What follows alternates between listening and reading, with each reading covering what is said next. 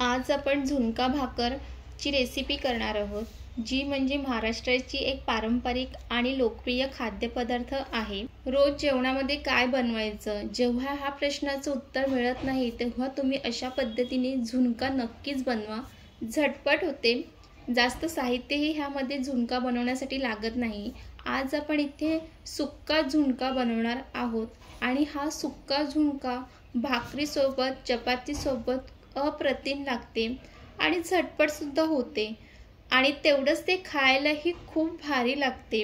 कधीतरी हलकं फुलकं खायचं असेल तर हे तुम्ही नक्कीच बनवू शकता। तर चला रेसिपीला सुरुवात करूया।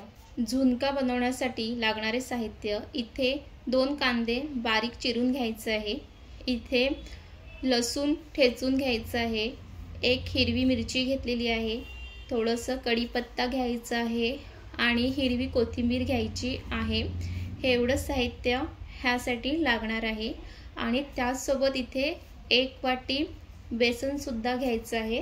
तुम्ही तुमच्याप्रमाणे बेसन कमी जास्त घेऊ शकता। त्यानंतर गॅसवरती कढई ठेवायची आहे, कढई व्यवस्थित गरम करून घ्यायचं आहे आणि त्यामध्ये तेल घालायचं आहे।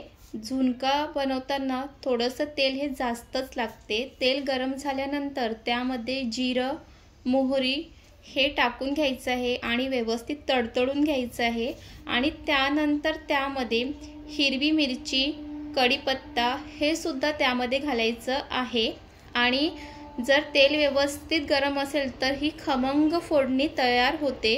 त्यानंतर त्यामध्ये बारीक चिरून घेतलेला कांदा त्यामध्ये घालायचा आहे आणि कांदा व्यवस्थित परतून घ्यायचा आहे। जेव्हा झुणका बनवतो तेव्हा कांदा हा शक्यतो बारीकच कापून घ्यायचा आहे, त्यामुळे झुणका हा खूप छान बनून तयार होतो आणि मंद आचेवरच कांदा हा व्यवस्थित परतून घ्यायचा आहे। त्यानंतर त्यामध्ये ठेचलेला लसूण घालायचा आहे। लसूण ठेचून घातल्यामुळे झुणकाला खूप छान चव येते, त्यामुळे लसूण शक्यतो ठेचूनच घालायचं आहे आणि ते सुद्धा व्यवस्थित परतून घ्या। आणि रेसिपी विथ पायल या चॅनलला अजूनपर्यंत सबस्क्राईब केलं नसेल तर सबस्क्राईब करून घ्या। आणि इथे कांदा आणि वाटण व्यवस्थित परतून झालेलं आहे, त्यामध्ये चवीप्रमाणे मीठ, हळद, घरगुती मसाला, काश्मीरी मसाला त्यामध्ये घालायचं आहे आणि ते सुद्धा व्यवस्थित परतून घ्यायचं आहे। ह्यामध्ये आपण हिरवी मिरची सुद्धा घातलेली आहे, तर त्याचप्रमाणे घरगुती मसाला घालायचा आहे। तुम्हाला जास्त तिखट हवं असेल तर तुम्ही त्यामध्ये जास्त तिखट घालू शकतात आणि त्यासोबतच त्यामध्ये हिरवी कोथिंबीर सुद्धा घालायची आहे आणि ती सुद्धा व्यवस्थित परतून घ्यायचं आहे आणि त्यानंतर त्यामध्ये बेसन घालायचं आहे। बेसन तुम्हाला जेवढं घालायचं आहे तुम्ही त्या पद्धतीने घालू शकतात आणि त्यानंतर बेसन सुद्धा व्यवस्थित त्यामध्ये मिक्स करून घ्यायचं आहे। गॅस मंद आचेवरच ठेवायचा आहे आणि इथे अशा पद्धतीने सर्व मसाल्यामध्ये बेसन व्यवस्थित मिक्स करून झालेलं आहे आणि जर तुम्हाला ह्यामध्ये थोडंसं तेल कमी वाटत असेल तर तुम्ही त्यामध्ये तेल सुद्धा घालू शकतात आणि त्यानंतर ह्यामध्ये पाणी सुद्धा घालायचं आहे। पण पाणी कसं टाकायचं तर पाणी ह्यामध्ये हाताच्या साहाय्याने असं शिंपडायचं आहे, सर्व बाजूने असं पाणी हे शिंपडून घ्यायचं आहे आणि ते चमच्याच्या साहाय्याने व्यवस्थित एकदा परत मिक्स करून घ्यायचं आहे। सर्व ठिकाणी हे झुणका वेगवेगळ्या पद्धतीने बनवले जाते, तुमच्याकडे कशा पद्धतीने बनवतात हे सुद्धा नक्की कमेंट्स करून सांगा। परत एकदा असं वरून पाणी शिंपडून परत ते एकदा मिक्स करून घ्यायचं आहे। अशा पद्धतीने 2-3 वेळा ही प्रोसेस करायची आहे आणि त्यानंतर हे परत एकदा व्यवस्थित मिक्स करून घ्यायचं आहे। जेव्हा झुणका बनवत असतो तेव्हा ते एकदाच पाणी टाकायचं नाहीये आणि इथे त्यानंतर झाकण झाकून 1-2 मिनिटाकरता छान वाफ काढून घ्यायची आहे।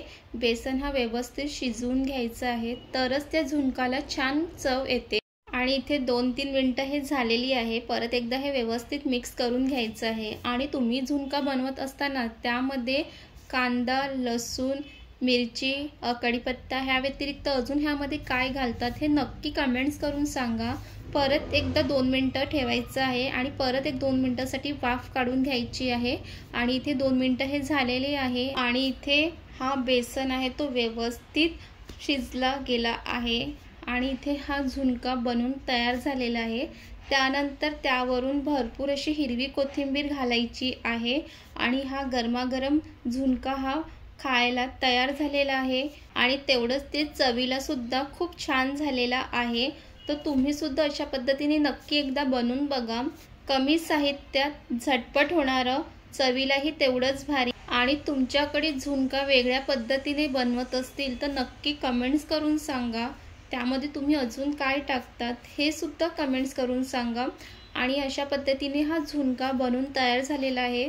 तुम्ही हा झुणका ज्वारी, नाचणी किंवा तांदळाच्या भाकरीसोबत हे खाऊ शकतात आणि त्यासोबत हा असा पांढरा कांदा आणि मिरची हे एकदम गावरान पद्धतीने तुम्ही अशा पद्धतीने ह्याचा झुणका भाकरचा आनंद हा घेऊ शकतात। तर तुम्हाला ही रेसिपी कशी वाटली हे नक्की कमेंट्स करून सांगा आणि अशा छान रेसिपी करता रेसिपी विथ पायल या चॅनलला सबस्क्राईब करा आणि लाईक शेअर कमेंट सुद्धा करा।